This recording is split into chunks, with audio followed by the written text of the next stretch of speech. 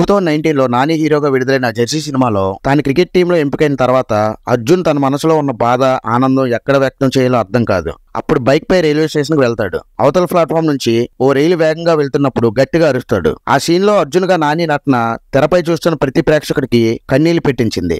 జీవితంలో కష్టాలు పడి చివరకు సక్సెస్ అందుకున్న ప్రతి ఒక్కరూ తమలో అర్జున్ చూసుకున్నారు. సినిమాకే హైలైట్ గా నిలిచిన ఈ సీన్ వెనుక ఓ ఇంట్రెస్టింగ్ సంఘటన జరిగింది. మామూలుగా అయితే ఇలాంటి సీన్స్ తీయాల్సి వచ్చినప్పుడు రైల్వే శాఖ అనుమతి తీసుకుని సీన్స్ కు అనుగుణంగా ట్రైన్ నడిచేలా ప్లాన్ చేస్తారు. కానీ రియలిస్టిక్ గా ఉండాలనే ఉద్దేశంతో చిత్ర బృందం అలా చేయలేదు. హైదరాబాద్ నగర శివారులో ఓ రైల్వే స్టేషన్ లో రాత్రిపూట షూటింగ్ చేసేందుకు అనుమతి తీసుకున్నారు. ఆ లైన్ లో చాలా తక్కువ ట్రైన్స్ మాత్రం నడుస్తాయి. ఒక ట్రైన్ వెళ్ళిందంటే మళ్ళీ దాదాపు 3 గంటలు వెయిట్ చేయాలి. ఆ ట్రైన్ వెళ్లేలోపు పర్ఫెక్ట్ షాట్ తీయాలి. ట్రైన్ అవతల ప్లాట్ఫామ్ మీదకి రాబోతుందని సమాచారం తెలియగానే చిత్ర బృందం షాట్ కు రెడీ అయింది.